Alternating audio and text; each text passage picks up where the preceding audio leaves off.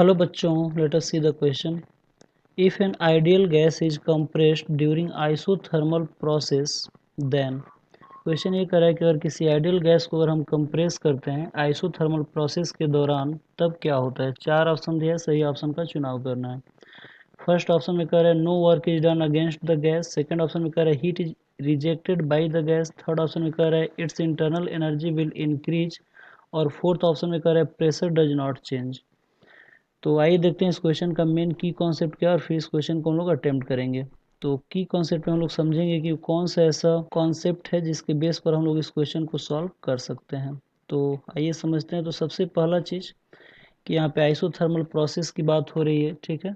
तो ये जो क्वेश्चन है वो फर्स्ट लॉ ऑफ थर्मोडायनेमिक्स के ऊपर बेस्ड है, जिसका इक्वेशन होता है delta Q equal to delta U plus W. कैसे बेस्ड है तो इसको हम लोग सोल्यूशन वाले पार्ट में डिस्कस करेंगे। यानी कि this question is based on first law of thermodynamics.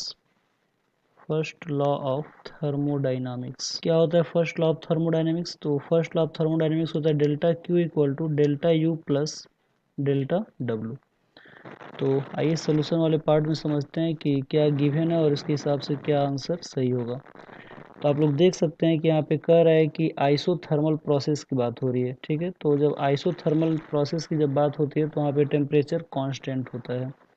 तो for isothermal process, isothermal process, तो जब आइसोथर्मल प्रोसेस की बात की जाएगी यानी कि टी की वैल्यू क्या हो जाएगी? कांस्टेंट, यानी कि टी चेंज नहीं होगा। तो जब टी चेंज नहीं होगा यानी कि जो डेल्टा यू की जो वैल्यू होगी वो तब जीरो हो जाएगा। तो जब टी चेंज ही नहीं होगा तो फिर इंटरनल एनर्जी में कोई बदलाव नहीं होगा। यानी कि जो भी हम कंप्रेस करेंगे और उससे जो हीट पैदा होगा वो सिर्फ और सिर्फ वर्डन में यूज होगा। यानी कि जो डेल्टा क्यू होगा ये डेल्टा डब्लू के लिए डेल्टा डब्लू के रूप में खर्च होगा। अब डेल्टा डब्लू क्या होता है? तो डब्लू की अगर हम लोग बात करें तो इसकी वैल्यू होता है पी डेल्टा वी, ठीक है। अब पी डेल्टा वी होगा तो डेल्टा जो क्यू होगा ये पी डेल्टा वी के बराबर होगा। तो जब हम कंप्रेशन करेंगे यानी कि जो डेल्टा वी है इसकी वैल्यू क्या हो जाएगी? डिक्रीज होगी। तो जो डेल्टा क्यू है इसकी वैल्यू भी तब क्या होगी? डिक्रीज होगी। और डिक्रीज होने का मतलब ये है कि जो सिस्टम होगा वहाँ से जो गैस या हीट होगा वो क्या कर गैस नहीं, हीट जो होगा वो बाहर की तरफ इजेक्ट करेगा, ठीक है।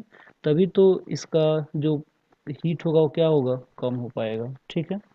यानी कि heat is ejected by the system, heat is rejected या ejected, rejected by the system, ठीक है।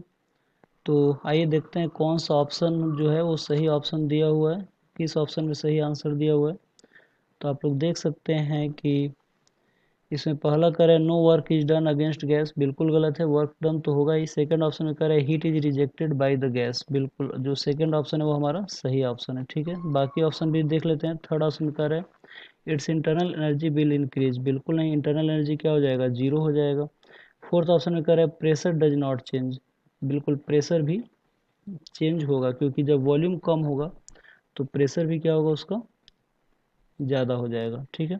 तो प्रेशर चेंज होगा लेकिन यहाँ पे heat is rejected by the gas हम लोग कर सकते हैं, ठीक है।